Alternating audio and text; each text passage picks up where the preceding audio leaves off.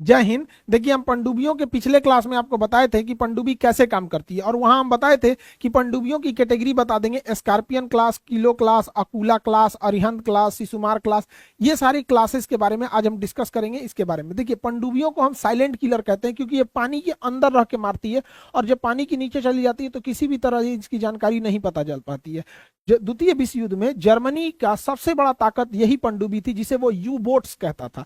You boats ने ही सबसे ज्यादा तबाही बचाई थी जर्मनी की नौसेना में। यहाँ पे तो देखिए, हम पनडुब्बियों के इंजन के बारे में पिछले वीडियो में चर्चा कर चुके हैं।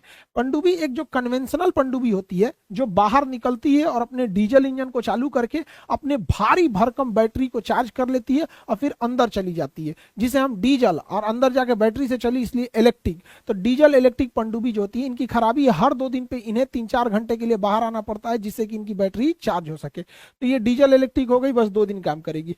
जबकि एक अंदर अंदर होता है air independence propulsion system, AIP technology. AIP technology पानी के अंदर ही बिजली बना देता है, लेकिन वो बिजली इतना पावरफुल नहीं होता है कि पनडुब्बी को चला सके, लेकिन वह बिजली बैटरी को चार्ज कर देता है और बैटरी इस पनडुब्बी को लेके चली जाती है। इस वजह से ये 15 दिन तक पानी के अंदर रह सकता है। तो इसके तुलना में ये बहुत एडवांस होता है यहाँ पे। और सबसे बेहतरीन पनडुब्बी मानी जाती है न्यूक्लियर पनडुब्बी। परमाणु पनडुब्बी में ईंधन की जरूरत नहीं है, 5-7 साल तक उसका ईंधन खत्म नहीं होता है, ना ही उसको ऑक्सीजन, मतलब पानी से ऑक्सीजन बना लेता है। ये 3 महीने तक पानी के अंदर रह सकता है, क्योंकि इसमें खाने पीने का सामान 3 महीने बाद खत्म हो जाता है, तो क्रू मेंबर को चाहिए होता है। तो पनडुब्बी 3 टाइप की आप देख लिए। अब ये पनडुब्बी हमला कैसे करती है, उस हिसाब से हम पनडुब्बी को 2 कैटेगरी में बांटते हैं। एक होती है अटैक सबमरीन। अटैक सबमरीन जो होती है, टारपीडो, पानी के अंदर चलने वाले मिसाइल को टारपीडो कहते हैं। टारपीडो के हेल्प से दुश्मन के शिप को या तो मार के गिरा देगी, या फिर दुश्मन के पनडुब्बी को मार के गिरा देगी। तो ये हो गए अटैक सबमरीन होते हैं सब। यहाँ पर ये छोटे होते हैं, बड़ा तेजी से भाग जाते हैं। और कुछ ऐसी पनडुब्बियां होती हैं जो पानी के अंदर से, समुंदर के अंदर से देश के आंतरिक भागों में हमला कर देती है। उन्हें हम मिसाइल सबमरीन कहते हैं। मिसाइल सबमरीन में पानी के अंदर अंदर पता नहीं कहां से ऐसे मिसाइल निकलेगा, पता ही नहीं चलेगा यहाँ पे, और अटैक कर देगा।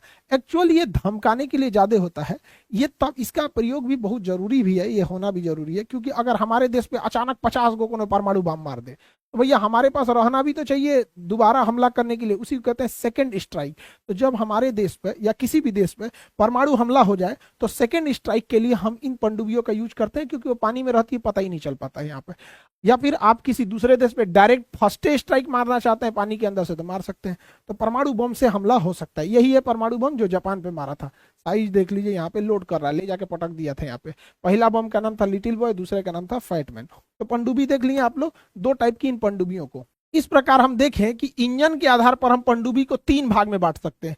कन्वेंशनल पनडुब्बी जो 2 दिन पे बाहर आएगी, एआईपी से इक्विप पनडुब्बी जो 15 दिन पे बाहर आएगी, और न्यूक्लियर पनडुब्बी जो 3 महीने पे बाहर आएगी। तो इंजन के हिसाब से पनडुब्बी को हम 3 भाग में बांट सकते हैं। बट हमको क्या मतलब है, उसमें हथियार कौन सा है, इस आधार पे देखते हैं। तो इंजन के आधार पे तो 3 भाग में हो गया।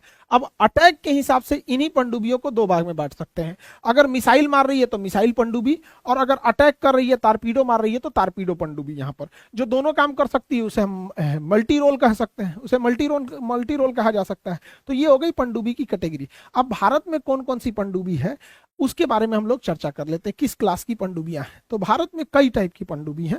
प्रोजेक्ट 877 के तहत जर्मनी के से हम लोगों ने खरीदा पनडुब्बियों को। जर्मनी के सहयोग से हम लोग ने इस पनडुब्बियों को प्राप्त किया। ये 4 पनडुब्बियां हैं प्रोजेक्ट 877 के तहत जर्मनी के सहयोग से, जिसे हम शिशुमर क्लास कहते हैं। शिशुमर क्लास की पनडुब्बी में टोटल 4 पनडुब्बियां आती हैं। आईएनएस शिशुमर, आईएनएस संकुश, आईएनएस संकुल और आईएनएस साल्की। ये 4 पनडुब्बियां आती हैं शिशुमर क्लास में। भारत की जितनी भी पनडुब्बी होंगी या जितनी भी नौसेना की जहाजें होंगी, उसके सबके आगे आईएनएस लिखा होगा, इंडियन नेवल शिप।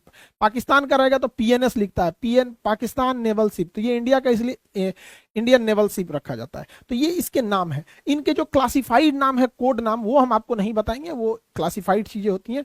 डिफेंस की चीजों को एक लिमिटेड भर ही जानना चाहिए, ताकि ऐसा ना हो कि इतना ना बात बता दीजिए कि फिर देश के लिए दिक्कत हो जाए यहाँ पे। तो क्लासिफाइड डेटा हम आपको नहीं बताएंगे। हालांकि इसको इंटरनेशनली हम टाइप 209 के नाम से जानते हैं। तो ये जब आप मेंस लिखिएगा ना, तो आपको ये पूरा लिखना पड़ेगा कि इसका शिशुमर क्लास की ही पनडुब्बियों को हम टाइप 209 कहते हैं।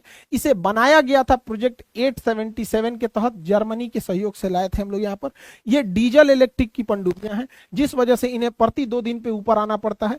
इनमें air independence propulsion system AIP install नहीं है, जिस वजह से इन्हें 2 दिन पे आना पड़ता है। तो ये हो गई सिसुमर क्लास की पनडुब्बी।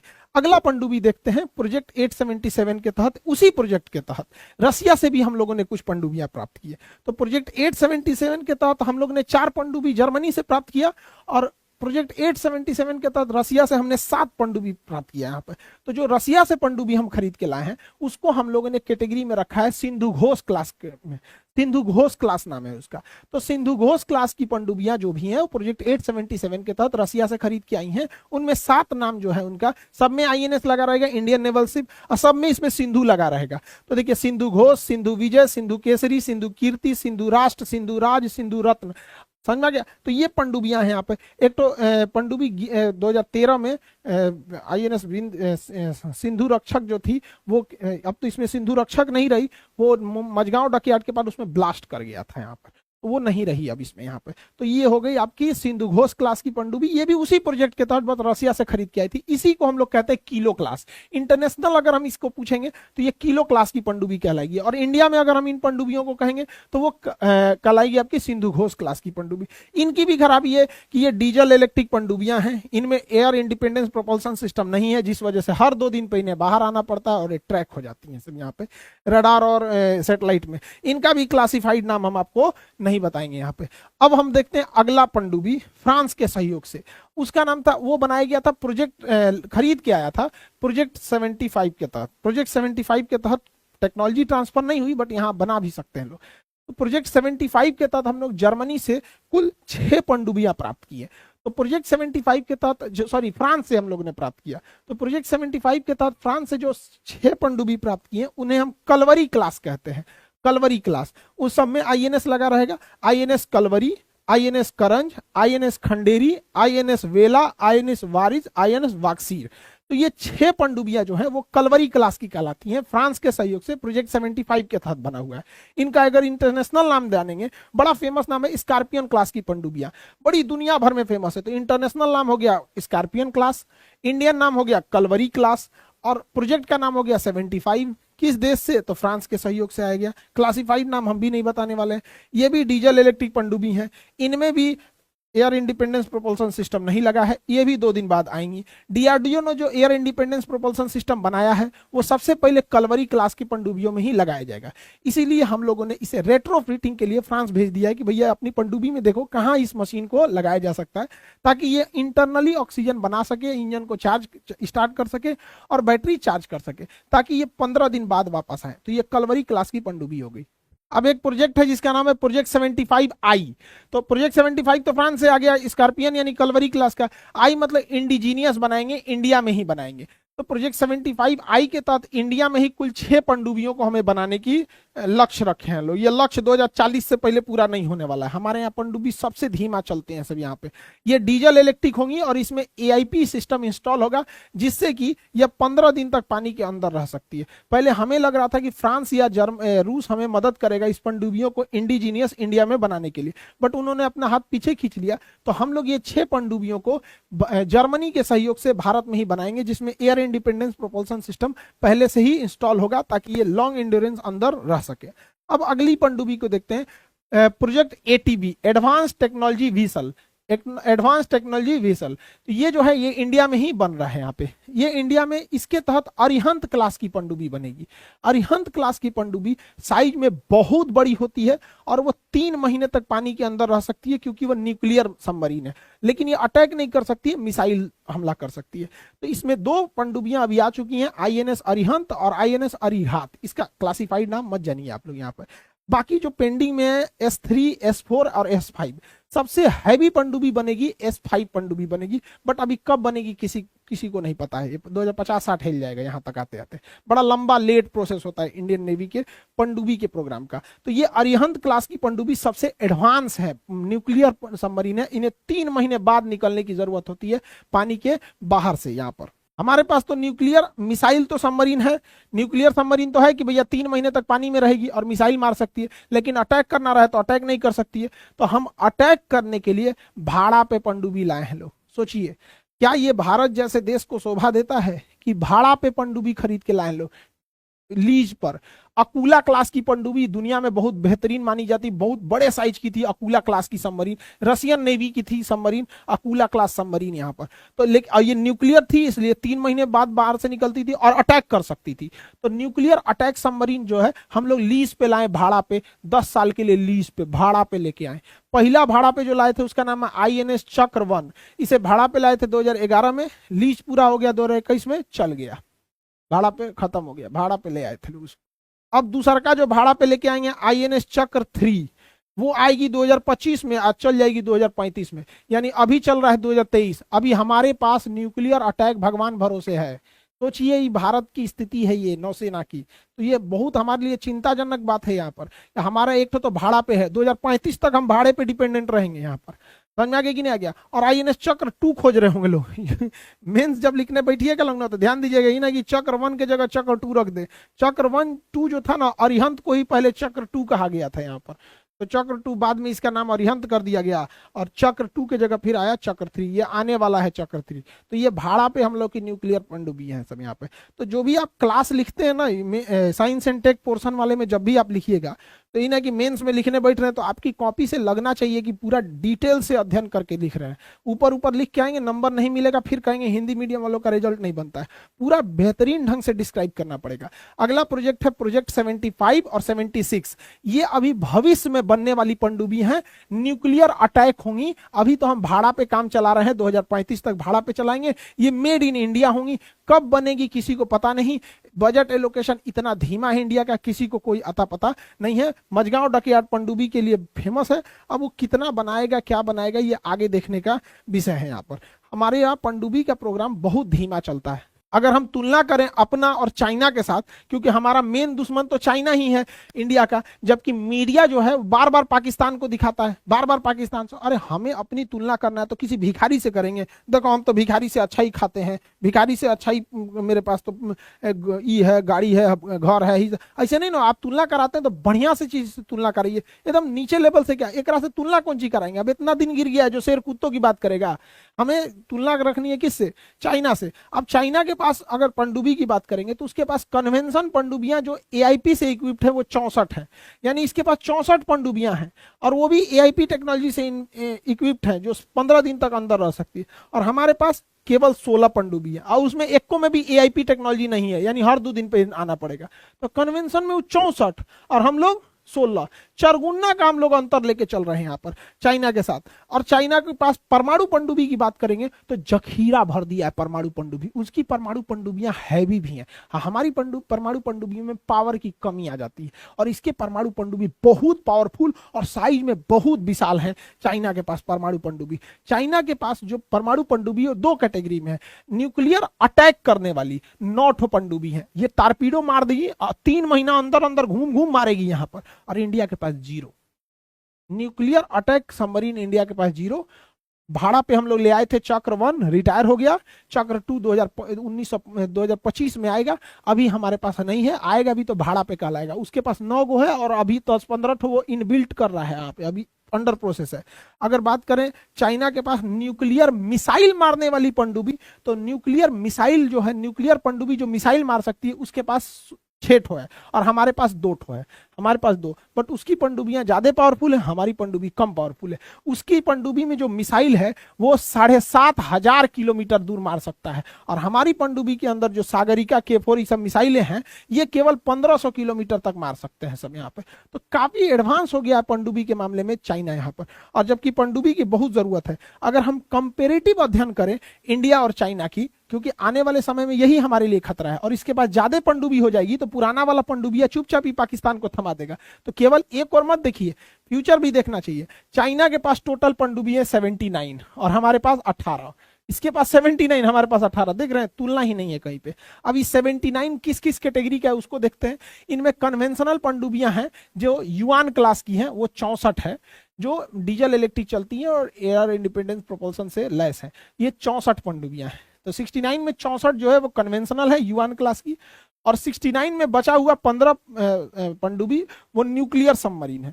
न्यूक्लियर सबमरीन में भी ना चाइना के पास अटैक सबमरीन की संख्या 15 में से 9 ठो अटैक है, और मिसाइल सबमरीन जो है वो 6 ठो है। तो 6 ठो मिसाइल और 6 ठो अटैक, यानी टोटल 15 न्यूक्लियर सबमरीन है।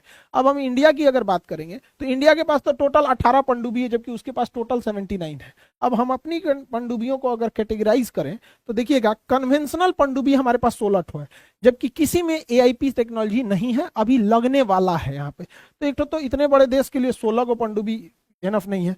न्यूक्लियर पनडुब्बी की बात करें तो हमारे पास 2 ठो है न्यूक्लियर पनडुब्बी, इसके पास 15 को है न्यूक्लियर। अब अगर उसमें कैटेगरी वाइज करें, हमारे पास अटैक पनडुब्बी 0 है, मिसाइल पनडुब्बी 2 ठो है, वो भी बहुत कम मारक क्षमता वाले की, जबकि मिलाइए वहां चाइना का। अब कंपेरिजन कीजिए, हमारी मीडिया कुछ दिन में हमारी मीडिया तुलना करेगी, श्रीलंका थर थर थर थर कांपने लगा भारत से। अजीब हाल है भाई।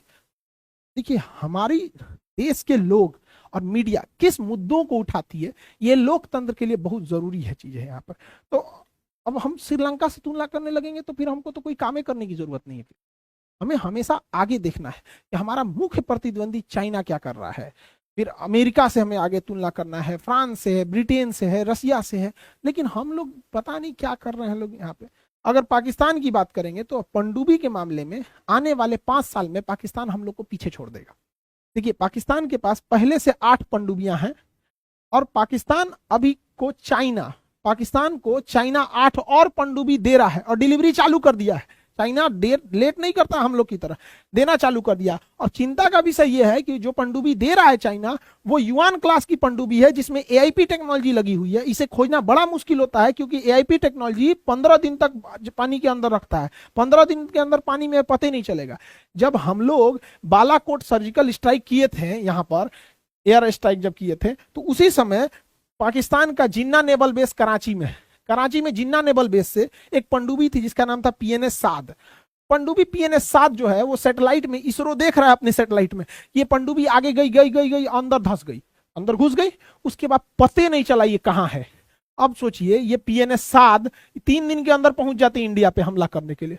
अब नेवी पगला गई, अरे भाई साहब इधर हम हमला किए हैं, रिटेलिएशन में अगर ये हमला करेगा तब कहां जाएंगे। तो नेवी इसको खोजना चालू की, कहां है कहां है कहां है कहां है। इंडियन नेवी खोजते खोजते खोजते 21 दिन बाद पता चला कि वो पनडुब्बी ग्वादर में है। 21 दिन बाद, जब तक कि अभिनंदन आ चुके थे, वापस हो गया था, सारा मैटर सॉल्व हो गया। तो सोचिए, एक पनडुब्बी जिसमें एआईपी सिस्टम इंस्टॉल था, पाकिस्तान की पनडुब्बी को खोजने में हमें 21 दिन लग गया। ये बहुत चिंता का विषय हमारे लिए यहाँ पर। हालांकि हम लोग बहुत पहले पाकिस्तान की एक पनडुब्बी गिरा चुके हैं, पीएनएस गाजी, लेकिन सोचिए अपने दुश्मन को कमजोर नहीं समझना चाहिए। 21 दिन लग गया, वो भी पता कहां चला, वो तो जब निकली यहाँ जाके ग्वादर पोर्ट पे बाहर, तब इसरो के सैटेलाइट ने देख लिया कि अरे सोच रहा तो निकल गया है। वहां पर नहीं निकला रहता तो खोजने में बहुत दिक्कत होता। सोचिए, एआईपी टेक्नोलॉजी है, वो 15 दिन पे कभी ना कभी बाहर निकली होगी, हम लोग नहीं पकड़ पाए थे। बहुत चिंता का विषय है यहाँ पर। और वो फ्रांस की बनी पनडुब्बी थी, और ऐसे ही 8 अन्य पनडुब्बियां युआन क्लास की चाइना पाकिस्तान को दे रहा है, और दे ही नहीं रहा है, डिलीवरी भी चालू कर दिया है, और 3 से 4 साल के अंदर डिलीवरी भर देगा। सोचिए, वो 8 पनडुब्बियां 3 से 4 साल के अंदर दे देगा। हमारे यहाँ एक पनडुब्बी बनने में 4 साल लग जाता है। तो बड़ा चिंता का विषय है पनडुब्बियों के लेके भारत को। भारत सरकार को भी इस पे सोचना चाहिए कि हमारे पनडुब्बी प्रोग्राम इतना डिले क्यों चलते हैं। सब यहाँ पे बहुत डिले है यहाँ पे। और हमारे जो पूर्व के नौसेना अधिकारी थे, उन्होंने हमारी सेना को एयरक्राफ्ट कैरियर को महत्व ज्यादा दिया, जबकि ये भारी भरकम होता है, बड़ा होता है, खर्चीला ज्यादा होता है। पनडुब्बी जो होती है साइलेंटली चलती है। तो हमें इस पे भी सोचना चाहिए। सेना की बजट में, अब सेना का अधिकांश बजट, सेना का लगभग जितना बजट देते हैं उसमें 50 से 60% तो सैलरी पेंशन देने में चला जाता है। बाकी कितना पैसा खर्चे हो पाता है, हमसे 4 गुना 5 गुना बजट है चाइना का। तो हम लोग को एक बार इस पे भी सोचना चाहिए, बजट एलोकेशन को बढ़ाना चाहिए, और परमाणु पनडुब्बी पे ध्यान देना चाहिए, क्योंकि परमाणु पनडुब्बी बहुत अंदर रहती है। पनडुब्बी जितना पानी के अंदर रहेगी उतने लीथल हो जाएगी, खतरनाक हो जाएगी।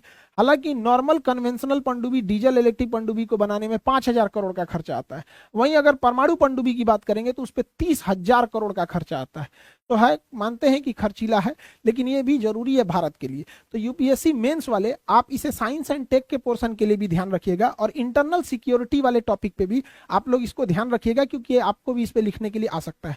तो फिर उस पे आपको बकायदा पूरा बेहतरीन ढंग से लिखना पड़ेगा। प्रोजेक्ट नेम क्या था, Kilo class, Akula class, Scorpion class, Kalvari class, ये जितने युवान क्लास, सारी पनडुब्बियों के बारे में आपको डिटेल से लिखना पड़ेगा। इसे ऊपर ऊपर लिख के चलाएंगे, अगर कहेंगे हिंदी मीडियम का रिजल्ट नहीं होता है तो गड़बड़ बात है। यहाँ पर समझ में आ रहा है कि नहीं आ रहा है? और जो एनडीए वगैरह की तैयारी कर रहे हैं उन लोग के लिए भी ये टॉपिक जरूरी होता है। अब इसी में एक जहाज होते हैं सब आपके, होवर क्राफ्ट होता है, लैंडिंग वेसल होता है आपका, कॉर्बेट हो गया, फ्रिगेट हो गया और डिस्ट्रॉयर, इन सब में भी अंतर हम आपको बता देंगे। एनडीए सीडीएस वाले लड़के आप लोग मन से क्लास कीजिए, आपका क्लास प्रॉपर चल रहा है।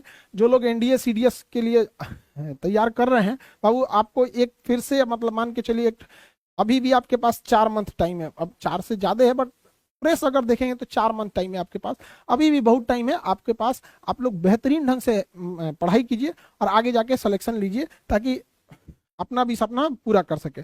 यूपीएससी वाले लड़के लोग, आप लोग के लिए टेस्ट सीरीज स्टार्ट हो गया, अलग अलग टाइप के टेस्ट सीरीज है। यूपीएससी के लड़के अगर टेस्ट से भागिएगा तो रिजल्ट बड़ी मुश्किल हो जाएगा यहाँ पे।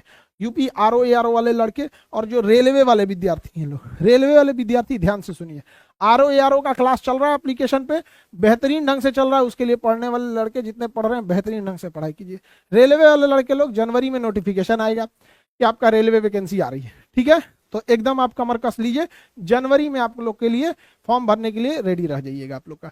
और उसको फॉर्म भरते भरते फरवरी आ जाएगा और कहा जाएगा कि जून में एग्जाम लिया जाएगा, बट जून में एग्जाम नहीं होगा, क्योंकि मई में इलेक्शन का रिजल्ट आ चुका रहेगा, ठीक है? बट बोल जरूर दिया जाएगा, फॉर्म जब निकलेगा ना देखिएगा लिखा रहेगा कि जनवरी में नोटिफिकेशन, फरवरी में फॉर्म भरा जाएगा। 60 पेज का आपका वो आएगा, प्रोस्पेक्टस रहेगा, नोटिफिकेशन उसमें, और उसमें लिखा रहेगा कि टेंटेटिव डेट एग्जाम का जून में, मई में खत्म हो जाएगा इलेक्शन, फिर जून के बाद ढकेल के फिर उसको दिसंबर तक ले जाया जाएगा। फिर ट्विटर कैंपेन होगा, ट्विटर कैंपेन किया जाएगा तो फिर बड़ा मुश्किल से एग्जाम लेगा। ये सिलसिला हो चुका है। बट जितने लड़के हैं प्रिपेयर हो जाइए, हम आपको बता रहे हैं अब एग्जाम वैकेंसी आने वाली है।